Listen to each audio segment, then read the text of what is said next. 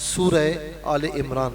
جب بھی کہیں کہ مصحف کی ترتیب تو یہ قرآن کی ترتیب ہے، اس سے مراد یہ ترتیب ہے۔ تیسری صورت ہے، جبکہ ترتیب نزول کے اعتبار سے اس کا جو درجہ ہے، یعنی اس کا جو نمبر ہے وہ 89 ہے۔ اس صورت میں آل عمران کو فضیلت دینے کا ذکر ہے، اس لیے اس صورت کو آل عمران کہا گیا۔ اس صورت میں عقائد اور احکامات شرعیہ کا بیان ہے۔ عقائد میں اللہ تعالیٰ کی وحدانیت اور اس کی الوہیت کا ذکر ہے، اور عیسیٰ علیہ السلام کی الوہیت اور تثلیث کے عقیدے کا رد ہے، جو کہ یہود کا عقیدہ، جو کہ نصارہ کا عقیدہ تھا۔ قرآن مجید کی صداقت اور کلام اللہ ہونے میں اہل کتاب کے شبہات کو خاص طور پر دور کیا گیا، اور اس صورت کا نصف رد عیسائیت میں ہے، جبکہ ایک تہائی یہودیوں کی قباحتیں اور ان کے جرائم کے بیان پر مشتمل ہے۔ احکام شریعہ میں فرضیت حج اور جہاد، سود کا حرام ہونا، زکوٰۃ ادا نہ کرنے والوں کی سزا، اور منافقین کو اس میں زجر و توبیخ کی گئی ہے، یعنی ڈانٹ ڈپٹ کی گئی ہے۔ سورہ آل عمران کی ابتدا حروف مقطعات سے ہوتی ہے۔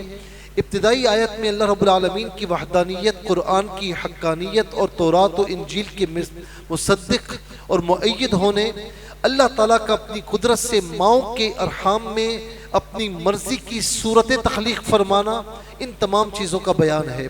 آیت نمبر 7 میں یہ بتایا کہ آیات قرآنیہ کی 2 قسمیں ہیں۔ یہاں پر بتایا گیا کہ هو الذی انزل علیک الکتاب منہ آیات محکمات ہن ام الکتاب و اخر متشابہات، آیت نمبر 7 ہے۔ یہ وہ آیات ہیں، نمبر 1 محکم، نمبر 2 متشابہات۔ محکم وہ آیات کہ جن کی دلالت اپنے معنی مفہوم پر بالکل قطعی اور واضح ہے۔ ان میں تمام احکامات شرعیہ، حلال اور حرام، فرائض و واجبات، حدود و فرائض اور اوامر اور نواہی، یعنی جن چیزوں کا حکم دیا گیا اور جن چیزوں سے روکا گیا، ان کا بیان ہے۔ پھر اس کے بعد نمبر 2 متشابہ، یہ آیات ان پر ہر مومن کا ایمان لانا قطعی فرض ہے، اور جن کے معنی ہم پر واضح نہیں، ان کی مراد ہم اللہ پر چھوڑ دیتے ہیں۔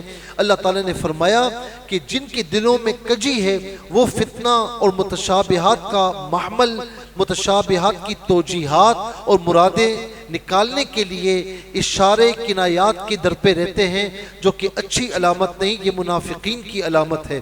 حالانکہ متشابہ آیات کا قطعی اور آخری معنی اللہ تعالیٰ ہی بہتر جانتا ہے، اور وہ لوگ کہ جنہیں علم دین میں مہارت حاصل ہوتی ہے، وہ کہتے ہیں کہ ہم ان پر ایمان لائے، اور یہ سب ہمارے رب کی جانب سے ہے۔ جس طریقے سے خاص طور پر یہاں پر جہاں آیات متشابہات کی بات آتی ہے، تو اس میں کئی علماء کے خاص طور پر جو اللہ تبارک و تعالی کی بارگاہ میں جن کا بڑا مرتبہ ہے، تو ابن عباس رضی اللہ تعالی عنہما بیان فرماتے ہیں کہ میں راسخین فی العلم میں سے ہوں، یعنی میں وہ ہوں کہ جس کو اللہ تبارک و تعالی نے آیات متشابہات کا علم عطا فرمایا۔ اور امام مجاہد سے بھی یہ مروی ہے کہ میں ان میں سے ہوں جو متشابہ کی تعویل جانتے ہیں۔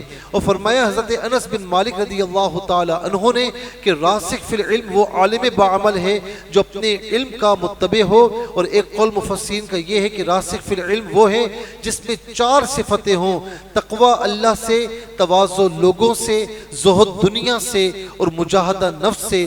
جس میں یہ 4 خصلتیں ہوں، اللہ تبارک و تعالی اسے یہ درجہ عطا فرماتا ہے۔ پھر اس کے بعد آیت نمبر 24 میں خاص طور پر یہ بتایا کہ انسان کی آزمائش کے لیے عورتوں اور بیٹوں کی جانب میلان ہونا، سونا چاندی کے جمع شدہ خزانے، نشان زدہ گھوڑے، چوپایوں اور کھیتی باڑی، یعنی مال و متاع دنیا، مختلف زمانوں میں اس کی ظاہری صورت جو بھی ہو۔ پہلے ظاہر ہے کہ گھوڑے، اونٹ، خچر وغیرہ سواریوں کے لیے استعمال ہوتے، آج گاڑیاں ہیں، کارز ہیں، مختلف سواریاں ہیں۔ تو فرمایا کہ یہ سب دنیا کا سامان ہے۔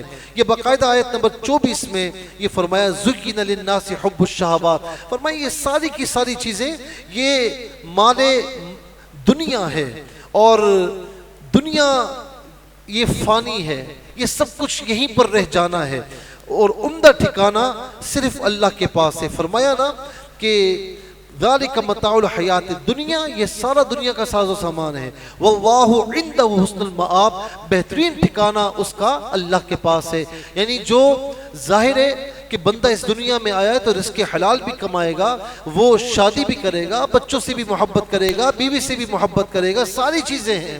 فرمایا کہ یہ بالکل اپنی جگہ پر ہے، لیکن ان کی یاد میں رہ کر، ان کی محبت میں آ کر اللہ تعالیٰ کو نہ بھولنا، آخرت کو نہ بھولنا، رسول اللہ صلی اللہ علیہ وسلم کی تعلیمات کو نہ بھولنا، تو فرمائے یہ سارا یہی رہ جانا ہے، اصل تو وہاں پر زندگی ہے، اور وہ بہترین ٹھکانہ عطا فرماتا ہے۔ پھر اس کے بعد اگلی آیت میں مؤمنین مخلصین کا یہ شعار بتایا، جو یہ کہتے ہیں، کیا کہتے ہیں؟ کہتے ہیں کہ ہمارے رب بے شک ہم ایمان لائے سو ہمارے گناہوں کو بخش دے اور دوزخ کے عذاب سے ہمیں بچا لے۔ الذین یقولون ربنا اننا آمنا فاغفر لنا ذنوبنا وقنا عذاب النار، وہ جو کہتے ہیں ہمارے رب ہم ایمان لائے، ہمارے گناہ معاف فرما اور ہمیں عذاب دوزخ سے بچا۔ یہ کون لوگ ہیں؟ الصابرین والصادقین والقانتین والمنفقین والمستغفرین بالاسحار۔ آیت نمبر 17 میں فرمایا یہ صبر کرنے والے ہیں، سچے ہیں، ادب والے ہیں، اور راہ خدا میں خرچ کرنے والے ہیں، اور پچھلے پہر اللہ سے معافی مانگنے والے ہیں۔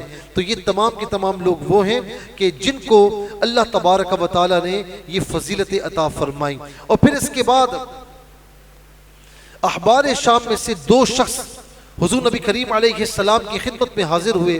جب انہوں نے مدینہ طیبہ دیکھا تو ایک دوسرے سے کہنے لگے کہ نبی آخر الزمان کے شہر کی یہی صفت ہے جو اس شہر میں پائی جاتی ہے۔ جب آستان اقدس میں حاضر ہوئے تو انہوں نے حضور نبی کریم علیہ السلام کی شکل و صورت دیکھی، شمائل دیکھے، وہ سب کے سب دیکھ کر پہچان گئے کہ یہی ہیں۔ تو انہوں نے کہا کہ آپ محمد ہیں؟ آقا علیہ السلام نے فرمایا ہاں۔ پھر فرمایا کہ آپ احمد ہیں؟ فرمایا ہاں۔ عرض کی ہم ایک سوال کرتے ہیں، اگر آپ نے ٹھیک جواب دے دیا تو ہم آپ پر ایمان لے آئیں گے۔ فرمایا سوال کرو۔ تو انہوں نے عرض کی کہ کتاب اللہ میں سب سے بڑی شہادت کون سی ہے؟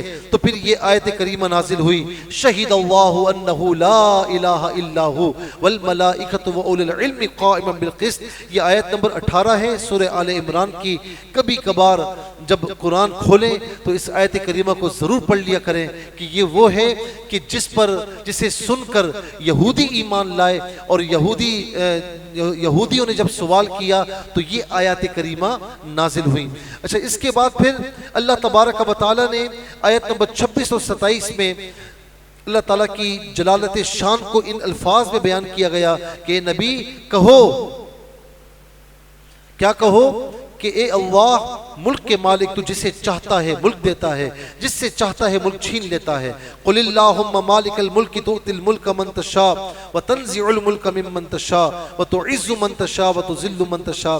یہ ساری جو آیت کریمہ ہے آیت نمبر 26 ہے، جس میں اللہ رب العالمین نے فرمایا کہ وہ بادشاہ ہے، وہ خالق و مالک ہے، جسے چاہتا ہے ملک عطا فرماتا ہے، جسے چاہتا ہے چھین لیتا ہے، جسے چاہتا ہے عزت عطا فرماتا ہے، جسے چاہے ذلت میں مبتلا فرما دیتا ہے۔ سب بھلائی تیری ہی دست قدرت میں ہے، بے شک تو ہر چیز پر قادر ہے، تو رات کو دن میں داخل کرتا ہے۔ یہ آیت نمبر 27 میں ہے، تولج اللیل فی النہار وتولج النہار فی اللیل وتخرج الحی من المیت وتخرج المیت من الحی، کہ تو ہر چیز پر قادر ہے، تو رات کو دن میں داخل کرتا ہے، دن کو رات میں داخل کرتا ہے، تو زندہ کو مردہ سے نکالتا ہے، مردے کو زندہ سے نکالتا ہے، اور تو جس کو چاہے بے حساب رزق عطا فرماتا ہے۔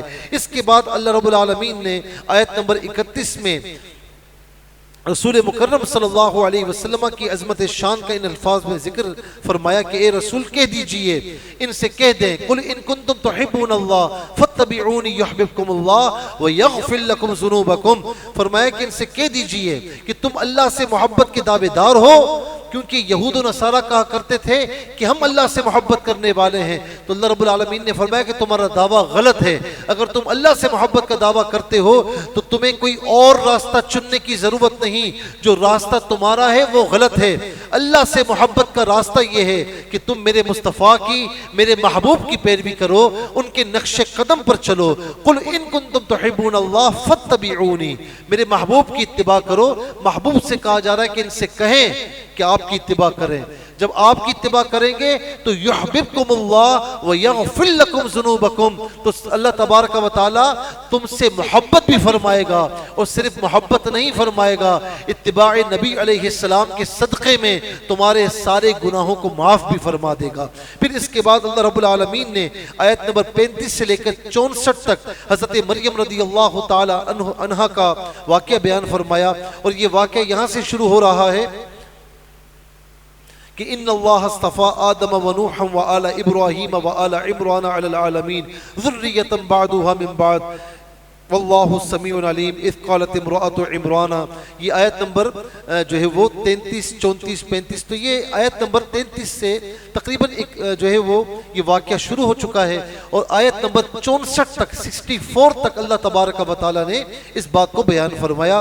اور میں اختصار کے ساتھ آپ کی خدمت میں عرض کرتا ہوں، یہاں پر عمران بن ماسان جو کہ حضرت مریم رضی اللہ تعالی عنہا کے والد ہیں، ان کی والدہ کا نام حنہ بنت فاقوزہ، حضرت مریم کی والدہ کا نام حنہ بنت فاقوزہ۔ حضرت مریم کون ہے؟ حضرت عیسیٰ علیہ السلام کی والدہ محترمہ ہیں۔ اللہ رب العالمین نے فرمایا جب عمران کی بیوی نے عرض کی کہ میرے رب، جو حمل میرے پیٹ میں ہے اس کو میں نے تیرے بیت المقدس کی خدمت کے لیے دوسری ذمہ داریوں سے آزاد رکھنے کی نظر مانی ہے، سو تو میری طرف سے اس نظر کو قبول فرما، بے شک تو بہت سننے والا ہے۔ پھر جب ان کی یہاں لڑکی پیدا ہوئی تو اس نے عرض کی کہ میرے رب، میرے یہاں تو لڑکی پیدا ہوئی ہے جبکہ وہ بیٹے کی امید لگائے بیٹھی تھی، اللہ تعالیٰ خوب جانتا ہے اس کے یہاں کیا پیدا ہوا، اور کہا کہ میرا مطلوب لڑکا اللہ کی عطا کردہ لڑکی کی مثل نہیں ہو سکتا، میں نے اس کا نام مریم رکھا، اس کے معنی ہے عبادت گزار، اور میں اس کو اور اس کی اولاد کو شیطان مردود کے شر سے تیری پناہ میں دیتی ہوں۔ اس کے بعد اگلی آیت میں یہ بتایا کہ اللہ تبارک و تعالی نے حضرت مریم کو اپنی بارگاہ میں قبول فرمایا، اور قبول کس طرح فرمایا؟ فتقبلها ربها بقبول حسن وانبتها نباتا حسنا وکفلها زکریا۔ یہ آیت نمبر 37 میں اس کا بیان ہے کہ ہم نے اسے قبول فرمایا۔ اور پھر یہاں پر حضرت مریم رضی اللہ تعالی عنہ کو عمدہ طریقے سے پروان چڑھایا، زکریا علیہ السلام کو تربیت کے لیے ان کا کفیل بنایا، اور حضرت مریم کو بیت المقدس کے حجرے میں ٹھہرایا گیا، جہاں پر آپ ٹھہری اسے آج بھی محراب مریم کہتے ہیں۔ پھر جب زکریا علیہ السلام مریم کے پاس بیت المقدس کے اس حجرے میں آتے تو بے موسم کے پھل دیکھتے تو پوچھتے کہ مریم یہ بن موسم کے پھل کہاں سے آئے؟ تو وہ کہتی کہ اللہ کی جانب سے ہے، قالت ہوا من عند اللہ، یہ اللہ کی جانب سے ہے۔ اس موقع پر حضرت زکریا علیہ السلام کے دل میں اولاد کی خواہش ابھری، اور یہ عرض کی کہ جو رب مریم کو بے موسم کے پھل عطا فرما سکتا ہے وہ مجھے بڑھاپے میں اولاد کیوں نہیں عطا فرما سکتا؟ اور پھر یہاں پر دعا کی، اور دعا کے بعد اللہ تبارک و تعالی نے آپ کی دعا قبول فرمائی، اور زکریا علیہ السلام کو حضرت یحییٰ کی صورت میں اولاد کی خوشخبری عطا فرمائی۔ اور پھر یہاں سے ایک بات اور بھی ملتی ہے کہ محراب مریم میں آ کر دعا کرنا، اس کا مطلب ہے کہ جس مقام پر اللہ والے تشریف فرما ہو، ان کی یادگار ہو، تو وہاں آ کر اللہ کی بارگاہ میں دعا کی جائے تو اللہ تبارک و تعالی اس دعا کو رد نہیں فرماتا، اور وہاں پر آ کر دعا کرنا یہ اللہ کے پیارے انبیاء کی سنت کریمہ ہے۔ اور پھر زکریا علیہ السلام نے اپنے رب سے دعا کی کہ میرے رب مجھے اپنی طرف سے پاکیزہ اولاد عطا فرما، بے شک تو ہی دعاؤں کا سننے والا ہے۔ جب زکریا حجرے میں کھڑے نماز پڑھ رہے تھے، فرشتے نے آ کر انہیں بشارت دی کہ بے شک اللہ آپ کو یحییٰ کی بشارت دیتا ہے جو کلمت اللہ یعنی عیسیٰ کی تصدیق کرنے والے ہوں گے، سردار ہوں گے، عورتوں سے رغبت نہ رکھنے والے ہوں گے، نبی ہوں گے۔ پھر زکریا علیہ السلام اور ان کی زوجہ کو بڑھاپے اور بظاہر نا امیدی کی عمر میں بیٹے کی پیدائش کی نشانی بتاتے ہوئے یہ فرمایا کہ تمہاری علامت یہ ہے کہ تم 3 دن تک اشاروں کے سوا لوگوں سے بات نہ کر پاؤ گے، اور حیرت کی انتہا نہ رہی کہ آپ لوگوں سے بات کرتے زبان نہ چلتی، لیکن جب اللہ کا ذکر کرتے تو زبان چلنا شروع ہو جاتی۔ تو یہ علامت تھی کہ اللہ تبارک و تعالی نے آپ کو یحییٰ علیہ السلام کی خوشخبری عطا فرما دی۔ اور یوں حضرت زکریا علیہ السلام کی زوجہ محترمہ حاملہ ہوئی اور پھر اس کے بعد یہ علامت بتائی کہ آپ 3 دن تک اشاروں کے سوا لوگوں سے کوئی بات نہ کر سکو گے، اپنے رب کا کثرت سے ذکر کرو اور صبح و شام اس کی تسبیح بیان کرو۔ پھر اللہ رب العالمین نے فرشتے کے ذریعے حضرت مریم کو بیٹے کی بشارت دیتے ہوئے فرمایا کہ ان کا نام مسیح عیسیٰ ابن مریم ہوگا۔ پھر ان کے اوصاف بیان فرمائے کہ وہ دنیا اور آخرت میں معزز ہوں گے، گہوارے اور پختہ عمر میں لوگوں سے کلام کریں گے، انہیں کتاب و حکمت تورات اور انجیل کی تعلیم دیں گے، بنی اسرائیل کی طرف رسول جو ہے وہ ہوں گے۔ حضرت مریم رضی اللہ تعالی عنہا نے بن بیاہی ماں بننے پر حیرت کا اظہار فرمایا تو فرمایا کہ اللہ جب کسی کام کا ارادہ فرماتا ہے تو اس کے لیے ظاہری اسباب کی ضرورت نہیں، وہ پھر یہ صرف اللہ کا فرمان ہی کافی ہوتا ہے کہ کن ہو جا تو وہ چیز ہو جاتی ہے۔ اس کے بعد عیسیٰ علیہ السلام کے معجزات کا ذکر ہے، یعنی اس نے الہی سے مٹی سے پرندہ بنا کر اس میں جان ڈالنا، مادرزاد اندھے اور برس کے مریضوں کو شفا دینا، مردے کو اپنے ہاتھ کے لم سے زندہ کرنا اور پھر لوگوں کو یہ بتانا کہ وہ کیا کھا کر آئے ہیں، گھروں میں کیا ذخیرہ کر کے آئے ہیں، اور ان سب معجزات کے باوجود یہ کہا کہ میں اللہ کا بندہ ہوں اور اللہ میرا بھی رب ہے، تمہارا بھی، سو اس کی عبادت کرو، یہی سیدھا راستہ ہے۔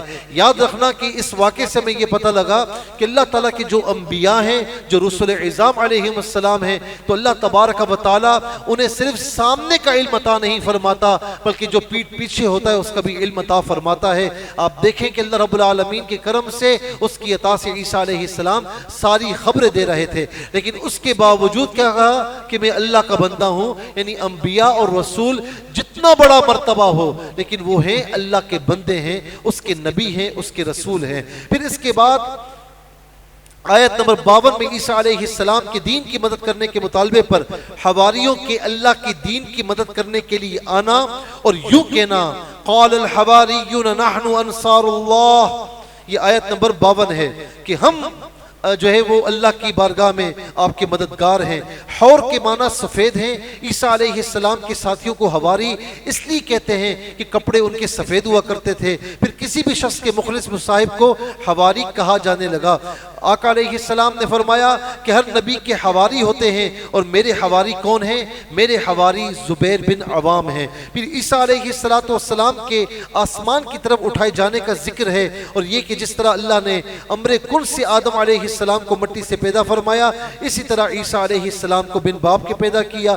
نجران کے نصارہ نے قطعی دلائل آنے کے باوجود دعوت حق کو قبول کرنے سے انکار کر دیا تو انہیں مباہلے کی دعوت دی گئی، مگر انہوں نے مباہلے کا چیلنج قبول نہ کیا اور جزیہ دینے پر راضی ہو گئے۔ اور یہ وہی واقعہ ہے کہ جب آقا علیہ السلام نے فرمایا کہ تم خود بھی آؤ، اپنے گھر والوں کو بھی لے کر آؤ، میں بھی آتا ہوں، میں بھی اپنی اولاد کو لاتا ہوں، تو آقا علیہ السلام جن نفوس قدسیہ کو ساتھ لے کر آئے تھے، علماء فرماتے ہیں، یہ آیت نمبر 61 ہے، علماء فرماتے ہیں کہ اس میں کون کون تھا؟ اس میں مولا علی المرتضیٰ تھے، سیدہ خاتون جنت تھیں، اور حسنین کریمین رضی اللہ تعالی عنہم اجمعین، یہ سب کے سب تھے۔ جب ان کے پادری نے دیکھا تو اس نے کہا کہ ان کے ساتھ مباہلہ نہ کرنا، اگر مباہلہ کیا تو ان کی دعا اتنی مجرب ہے کہ میں دیکھ رہا ہوں کہ اس وقت اگر یہ دعا کریں کہ مولا پہاڑ کو جگہ سے ہٹا دے تو ان کی دعا سے میرا رب پہاڑوں کو جگہ سے ہٹا دے گا۔